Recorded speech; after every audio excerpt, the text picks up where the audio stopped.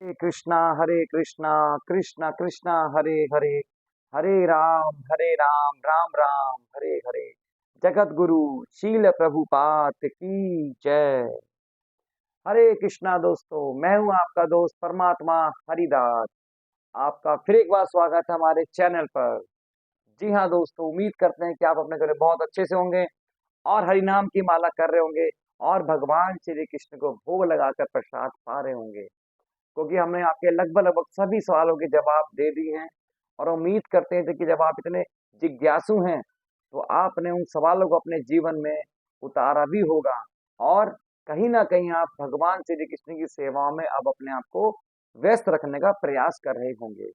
अभी हमारे पास एक क्वेश्चन और आया हमारे मित्र का, जो हमसे कहते हैं कि मेरा महामंत्र करने का मन तो करता है, लेकिन आपके नियम देख के मैं पीछे हट जाता हूँ। मुझे लगता है कि शायद अगर मैं महामंत्र करूंगा तो मुझे बहुत सारे नियमों को फॉलो करना पड़ेगा, है ना। तो दोस्तों, हम आपको बताना चाहते हैं एक, आज हम इस पे थोड़ा चर्चा करने का प्रयास करेंगे कि हम नियमों से इतना घबराते क्यों हैं, क्यों हमें डर लगता है।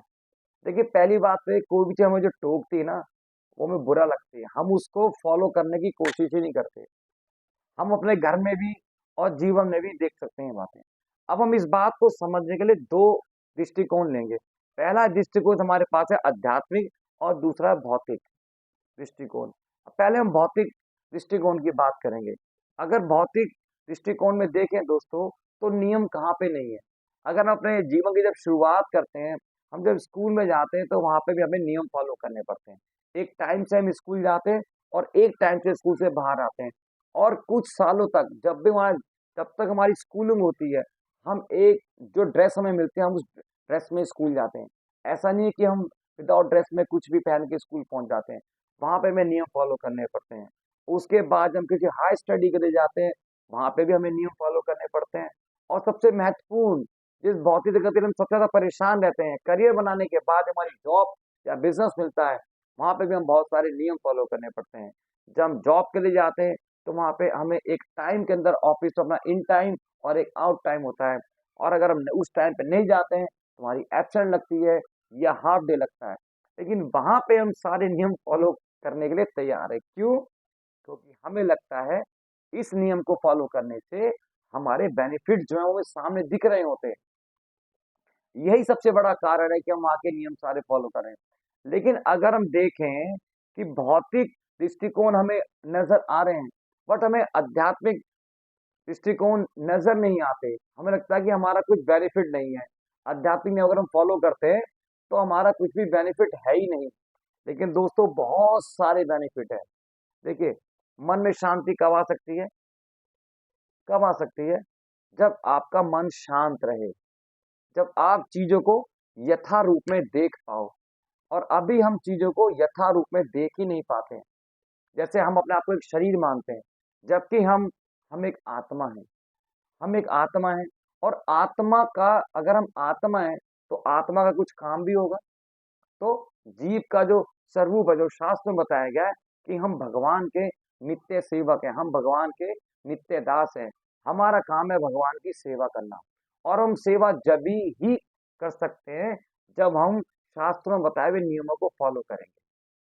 और दोस्तों, मैं आपको बता देता हूं कि भगवत गीता के अंदर चैप्टर नंबर 16 वर्सेस नंबर 23 में भगवान एक बहुत अच्छी बात बता रहे हैं।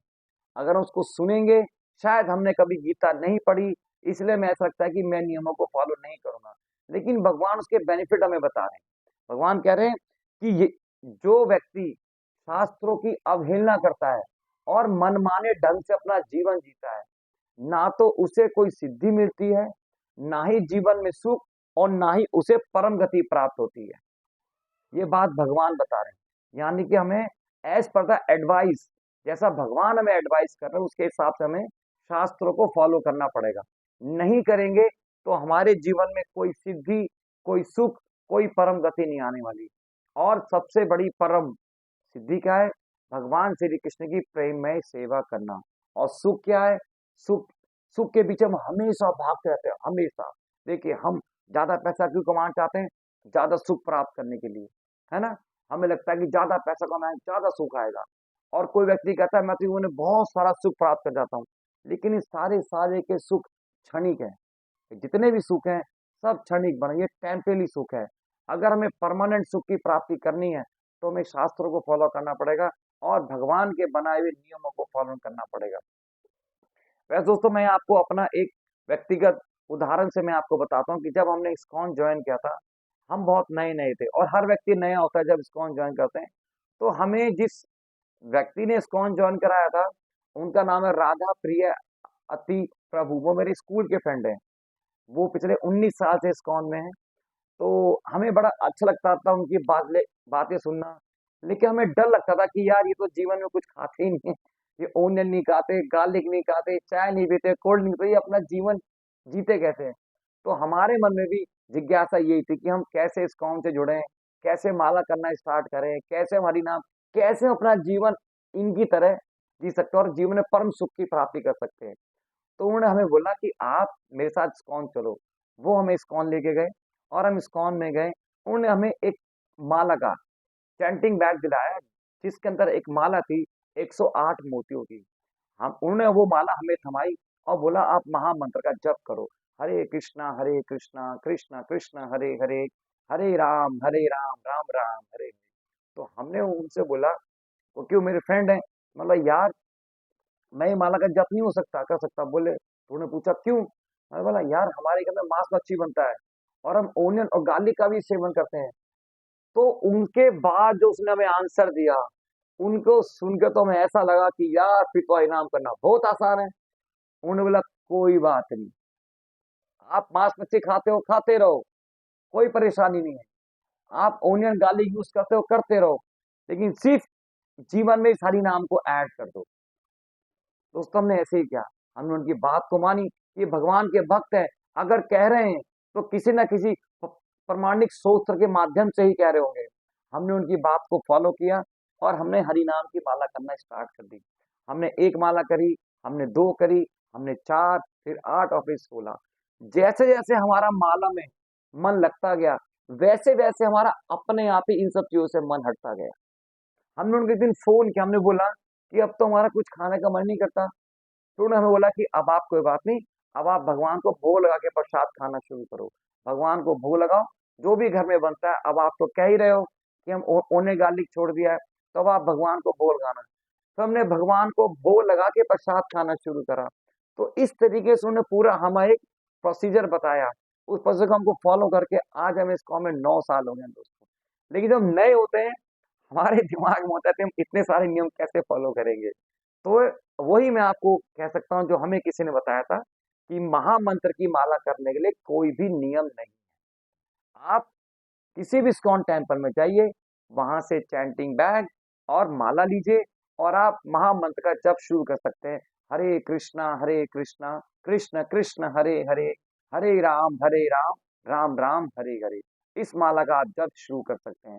इस माला का जप करने का कोई भी नियम नहीं है, जबकि भौतिक जगत में आपके पास बहुत सारे नियम है। क्यों? वहां पे आपका विजन क्लियर है।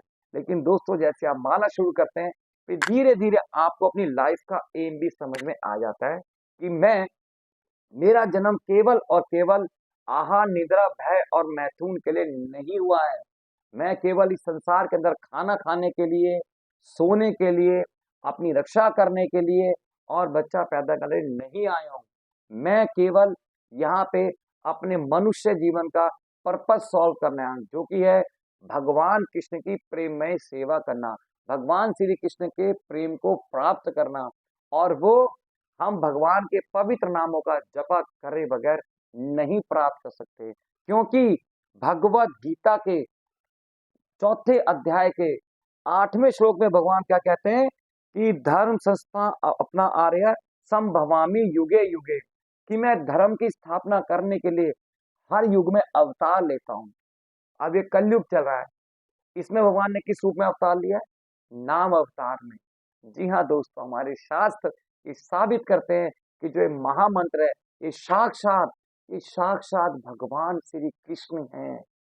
जब आप कृष्ण को अपने जीवन में लाते हो, तो आपका जीवन परम सुख की प्राप्ति की ओर चल देता है और आपको पता नहीं कितने प्रकार के आनंद प्राप्त होते हैं, जिनकी आप कभी कल्पना भी नहीं कर सकते। तो मेरे मित्र, मेरे बंधु, मेरे सखा, यदि आप इस वीडियो को देख रहे हैं तो हम आपसे हाथ जोड़ के विनती करते हैं कि महामंत्र करने का कोई भी नियम नहीं है। आप चैंटिंग बैग लाइए, माला से माला करने शुरू करिए। हरे कृष्णा कृष्णा कृष्णा हरे हरे, हरे राम राम राम हरे हरे। केवल इसको अपने जीवन में ऐड कर दीजिए बस। फिर आप देखिए, आपका मन अपने आप ही इन सब चीजों से हट जाएगा। कोई भी आपको नियम फॉलो करने के लिए नहीं कहता। मुझे किसी ने आज तक ना किसी ने टोका, ना कोई नियम फॉलो करने के लिए कहा। सब कुछ अपने आप होता गया। क्यों? क्योंकि भगवान का नाम ही साक्षात भगवान है। और जब भगवान आपके साथ हैं तो आप फिर सतोगुण में अपने आप ही धीरे धीरे आने लगते हो। फिर सतोगुण, शुद्ध सतोगुण की तरफ हम जाने लगते हैं। तो दोस्तों, आशा करता हूं कि आपको अपने सवाल का जवाब मिला होगा। और आप लोगों से एक और मेरी विनती है हाथ जोड़ के, कि कृपया करके हमारी वीडियोस को आगे तक फैलाते रहें। हो सकता है कि आपके एक वीडियो शेयर करने से किसी व्यक्ति का जीवन बदल जाए। ये हम वीडियो आपको इसलिए शेयर करने के नहीं कह रहे कि हम अपने फॉलोअर्स बढ़ाने, नहीं नहीं, बिल्कुल नहीं। हमें अपने फॉलोअर्स बिल्कुल नहीं बढ़ाने। हम तो सिर्फ ये चाहते हैं कि कोई भी एक व्यक्ति अगर इस वीडियो को देख के भगवान श्री कृष्ण के पवित्र नामों का जप करने लगे, तो शायद इन वीडियोस को बनाने का हमारा जो मकसद है, जो पर्पस है, वो सॉल्व हो जाएगा। हरे कृष्णा। शील प्रभुपाद की जय।